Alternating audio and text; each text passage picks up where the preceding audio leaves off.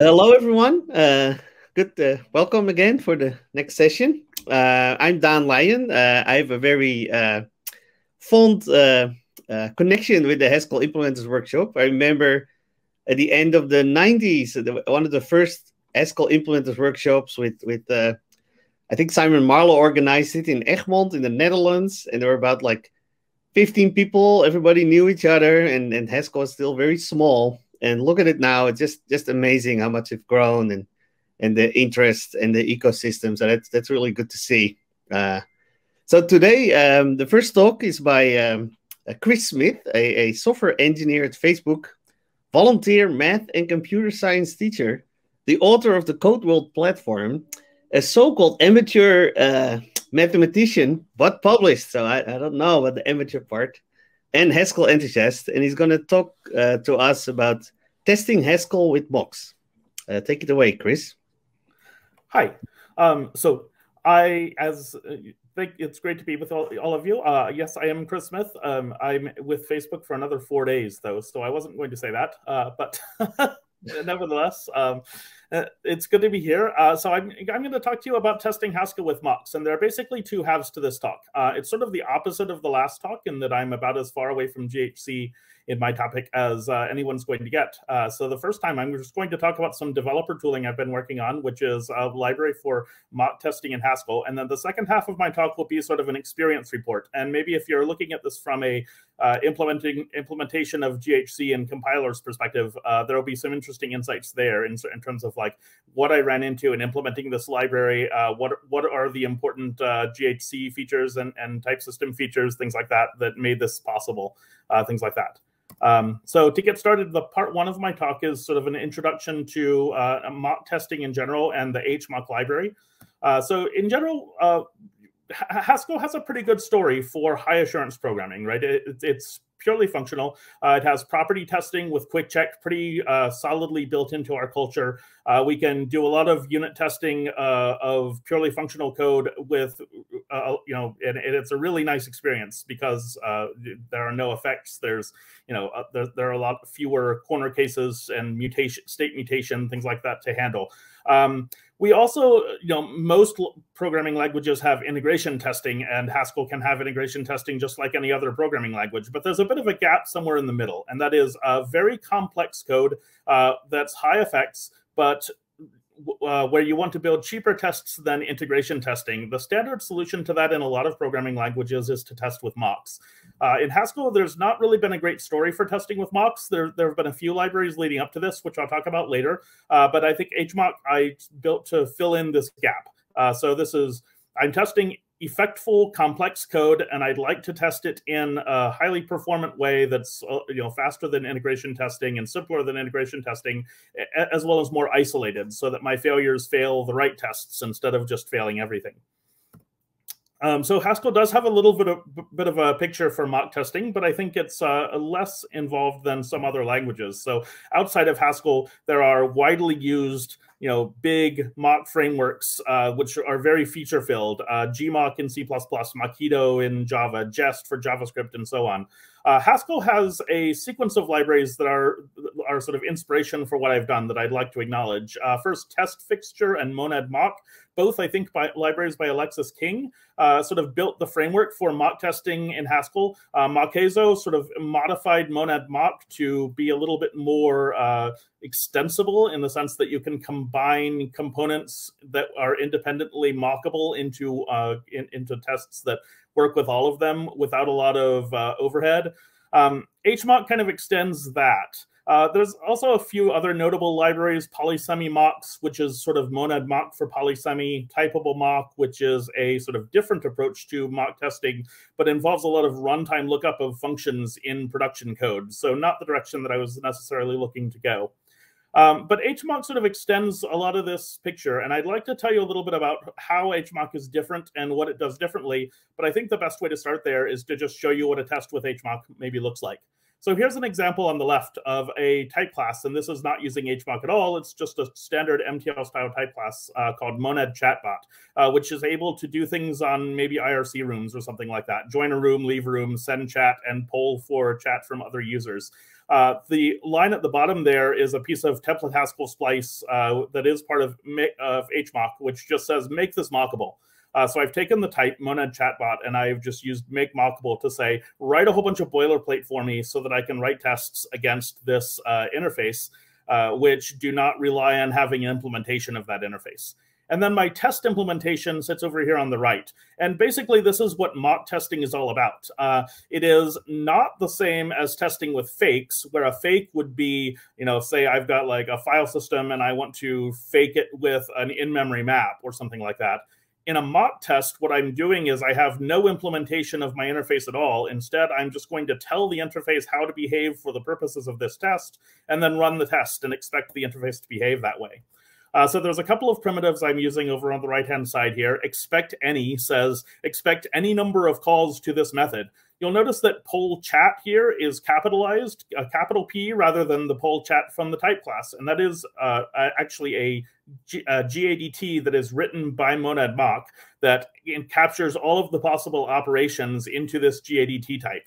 And so this is saying, expect that poll chat will be called using the parameter room pound Haskell. And then in this case, it will actually give 3 different behaviors. So the first time it's called, Alice will say hello. Second, Bob will say help. Third, Chelsea will say leave. Next, I'm actually going to expect the intended behavior, which is that help call should result in some help text being sent. So that expect says that this must be called exactly once. Different from expect any, in that expect any says could be called 0 or more times. Expect says exactly once. And so I'm going to expect that this gets called. The third line is actually really interesting here. It shows that that I can say, expect that I'm going to, that join room is going to be called with any parameters at all. So this join room with an underscore at the end of it is actually a matcher rather than an action. It's another GADT that's defined by HMock and says, instead of giving the specific arguments that I'm expecting, I can give predicates for these arguments. And so anything is a predicate that says anything can be passed in. And then instead of this vertical line dash greater than, which says maps to a result, I'm using this sort of monadic version, which is going to expect a Cleasley arrow. So it takes the parameters, the actual parameters at runtime, and then produces a result in the mock-t monad. So in this particular case, I'm using this to say anytime you join a room, then I expect you to leave that same room, which is a nice invariant to be able to express in my test expectations, which is rather dynamic, something that is a little bit different from what you could do in monad mock or one of these predecessor libraries. And then I just simply call the chatbot implementation, and when it uses the operations from monad chatbot, the expectations earlier will be fulfilled by the library. So that's basically how monad mock is working. A really good question is why I would create a new Haskell mock framework. And I think there are basically 2 answers to this. One is that there's a danger of over-assertion if you have to specify too much in a mock framework. So a lot of mock frameworks that have previously been written by Haskell work on this theory that you should list all of the methods that will be called from this interface in order with the exact parameters that will be passed in. This leads to what's called change detector tests, tests that fail anytime anything in your implementation changes. The result of that tends to be that test failures are ignored, or I've seen developers who have these sorts of tests go in and just say, oh, I'm just going to change the test to assert exactly what I observed happening in my test case without thinking about what the correct behavior is. So these change detector tests tend to create a lot of work for developers, which results in the wrong responses to test failures. Also, I wanted to limit overstubbing by allowing you to put a lot of logic in responses, which can actually encode realistic logic for your implementation in some cases. So if you have to specify the exact response every time a method is called, then your tests can assume too much and miss difficult cases.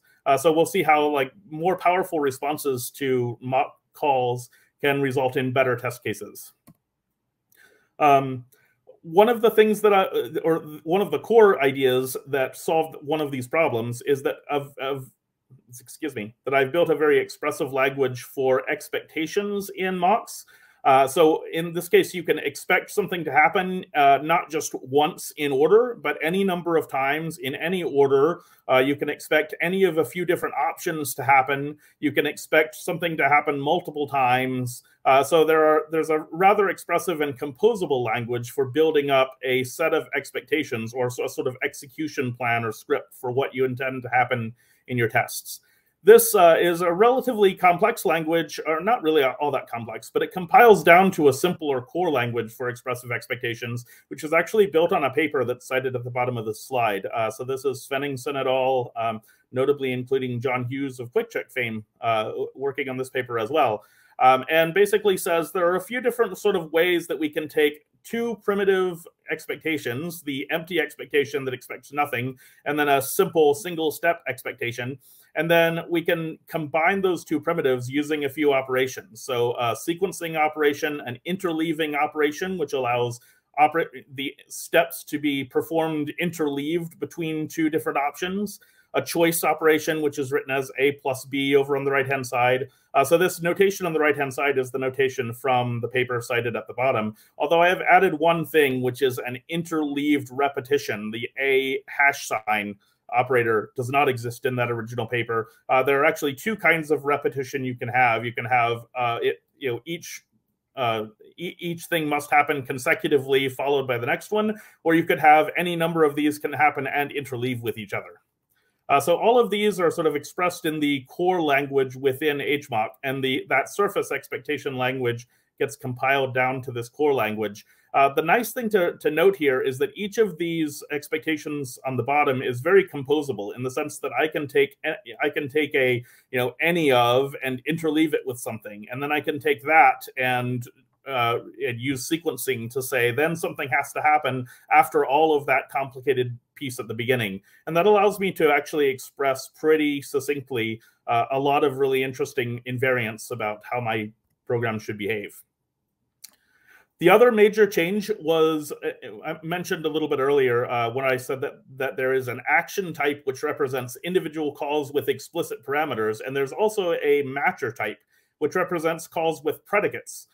So if I'm expecting a call, I don't necessarily have to say, here's exactly what will be passed into this function. I can say, here are some predicates. And there's an entire language in this library, which I'd like to split into a separate library, to be honest, of explainable predicates. So these are essentially functions from A to bool, which can explain themselves. So they have a show instance, they have an explain method, which can examine an individual argument and explain why or why not it matches. So all of these explanations are for better error messages in test cases. But you can take these predicates, of which there are a good 50 built in, and you can write more against the interface and use them to provide, to match calls according to lots of conditions. So that's essentially the HMOC library. There's a little bit of a few limitations and some future work that I would like. Polymorphic return values are very difficult for mock frameworks. HMOC allows them, but requires a typable constraint. Otherwise, you cannot mock a method with a polymorphic return value if it does not have a typable constraint. I don't see a good solution to that, but I've thought about it for a long time. If someone does, I'd love to talk to you. Another thing I'd really like to see is integrations with more of the rest of the Haskell ecosystem. I'd love to see HMOC work well with polysemi and fused effects and servant and Haskell. I think something like that could be extremely valuable. If I could say, I've defined my interface in servant, now I'd like to just make it mockable and then use something like HMOC. So I think each of these may require a different code generator to generate different code, but ultimately can use a lot of the same primitives within HMOC, the same expectation language, things like that. And I'd love to see that kind of work happen. I'd love to collaborate with someone on that kind of work. It's really sitting at the edge of what I understand how to do at the moment. So again, get in touch with me if you're interested. I also intend to split these explainable predicates into an independent library. I think they're very useful for unit testing libraries in general, and not just for mocking.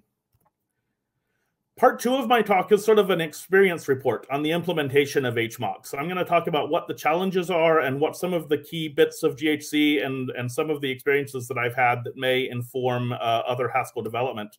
Mock systems are really interesting, and they seem to inherently stretch the bounds of programming languages. So, for example, Mockito involved actually generating Java bytecode at runtime in its implementation. The implementation of C++ gmock, it has a bewildering mix of C preprocessor, template metaprogramming, stretches features of C++ templates that most people don't know about in order to make things work correctly. On the HMOC side of things, I relied heavily on template Haskell.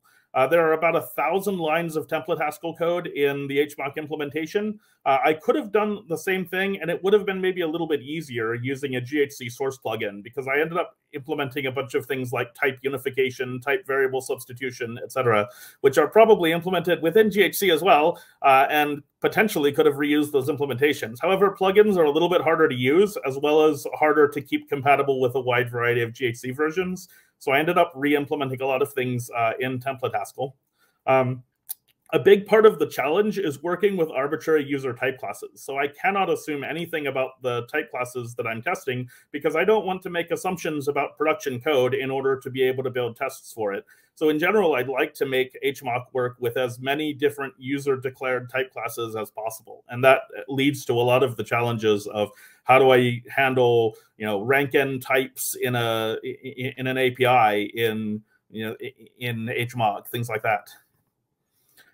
So some key GHC features that were used, obviously template Haskell is used for the code generation for boilerplate code, which is really critical. GADTs are used for the matcher and action, as well as type families. Those are associated types so that there can be a different action and matcher type associated with any type class. So those are critical extensions that were used here. Data kinds were used to add some additional type safety, so I can actually tag the constructors of the action type with which particular method name was used, which allows you to write complete lambdas that are not that will not fail pattern matches in cases where I know already what constructor is used. Rank-n types are used for polymorphic arguments. So anytime you have a polymorphic argument, it turns into the corresponding predicate turns into a rank-n type. And then type error was really useful for getting better error messages on this. So these were all very useful things. The Haskell type system was indispensable to me in trying out new designs. I was very much able to just sort of have an idea, make a few changes, and then spend 2 hours chasing type error messages, finding out where those occurred. Haskell language server was also indispensable in this, in that it was able to surface those type error messages easily, and led me to a lot of productivity in doing that. So, like, props to Haskell, to GHC, and to Haskell language server for making development really possible for a project on this scale. The limitations on impredicative types were an issue. So Simon was saying earlier he was interested in people who feel the pain of impredicative types. Because rank-n types are used for a lot of APIs, then the corresponding predicates for those fields turn out to need impredicative types. Right now, rank-n types in an API are not mockable. And so I would like to look into using maybe GHC 9 in the future to solve that problem. Another thing that I found myself wishing for was optional type classes, cases where I can say, like, hey, if GHC knows that there's a show instance for A, then it should choose this implementation. Otherwise, it should choose that one. I've thought about maybe I should write a GHC proposal for this. Crucially, those implementations are equivalent up to the quality of error messages. So it's okay with me that, the behaviors are different, but they're different only in that one of them fails with a better error message than the other one. So things like this, I think, this particular thing, in fact, would have solved a lot of problems for me. Let's see, template Haskell, about 33% of HMOC's implementation is template Haskell for boilerplate generation. The template Haskell API is very limited, and so I ended up re-implementing a lot of things, as I mentioned earlier, type unification, variable substitution, and so on. Also, testing is very difficult with template Haskell. It is hard to test your failure cases because they lead to build failures. And it's also hard to measure test coverage with HPC. My solution was I was actually able to mock the quasi-monad using HMOC itself. And so HMOC's test suite uses itself to mock the quasi-monad and run template Haskell code at runtime rather than at build time. And this ended up finding lots of bugs. And then the last comment I have is GHC compatibility. I'm targeting GHC versions 8.4 through 9.0. By far, the hardest GHC to keep working is 9.0. So I'm developing with 8.10. So I don't consider that one of the candidates because everything that I try builds in 8.10 first. It typically then builds reliably back as far as 8.4, but 9.0 is constantly breaking. And the cause of this is simplified subsumption. The fix is, in my mind, to make random changes to the code until it builds. I know that there's probably a more disciplined way of looking at that. But at this point, I've not figured out how to get my head around what does and doesn't work in the presence of simplified subsumption in GHC 9. That's too bad. On the other hand, I do want impredicative types, so it's a trade-off. And thank you. I am now open for questions. Thank you for your time and attention. Thank you so much, Chris. So we have time for some questions. I don't immediately see a question. I had actually a question. I love the experience you shared about impredicative types. So if you go back a few slides, you showed the predicate with the higher rank type in it, like here. Yes. The type you show here is like for all A to bool. So for any A, give me back a Boolean, right? So for such predicate, there's not many implementations, right? Is it simplification here or? Oh. Yeah, I wrote this particular example very quickly, and you're right. There are only two implementations of this particular rank n type. Right. And in a total language, it would only be one. So okay, that's interesting. So, but actually, that goes back to one of the first slides. You showed the interesting matcher. I think it's the first slide, even right, right here, right. The expect any. Yes. So there, the join room like gets anything, and then I saw you expected to leave the room, right? But that leave room could happen much later. So maybe can you explain how that works here, or is it the idea that you just join and leave? Different expect calls are by default interleaved with each other. There is no ordering expectation. If I expect something and then on the next line I expect something else, then those two expectations can be fulfilled in either order.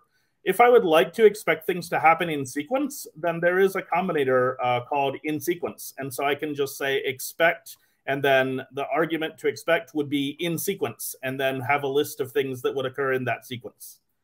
But that's something that I would have to explicitly say. And that's really important to me. I think if you default to having these ordering constraints between expectations, then you end up defaulting to over-assertion. And over-assertion is maybe the enemy of mock testing largely. So it was important to me to make as few assumptions as possible about the execution plan unless you explicitly state them. So these three expect statements do not have any ordering, or these four expect statements, if you include the leave room, do not have any ordering constraints between them. Right. That's very powerful, right? Yes. So I had one, since I don't see any, is there anyone? Then I add one more question, actually, because I think it feels like you're specifying really rich state machines, right? Do you know about the relations with session typing here? I have not thought about any relationship with session typing. No. That's an interesting question. Right now, the state machines have only one state. So essentially, well, I suppose that they have one state, except that there are error messages if you have a call that's not expected. So there's just one state type that says, there's a list of expectations, and they can be, or not just a list of expectations, a rich structure of expectations using. I even showed the GHC. Yeah, that's amazing, right? That's really rich. So I'm not sure that could be expressed anyways. So. Yeah. Simon, do you want to ask that question?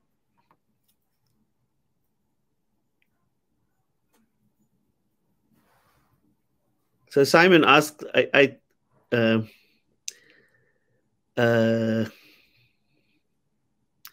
love to see if impredicative type satisfies the need you have, Chris. Yes, I would love to see as well, but I have not tried because my range of GHC version compatibility doesn't yet allow me to try it out. So I should try that at some point in the future and find out whether QuickLook would allow me to write predicates of this form.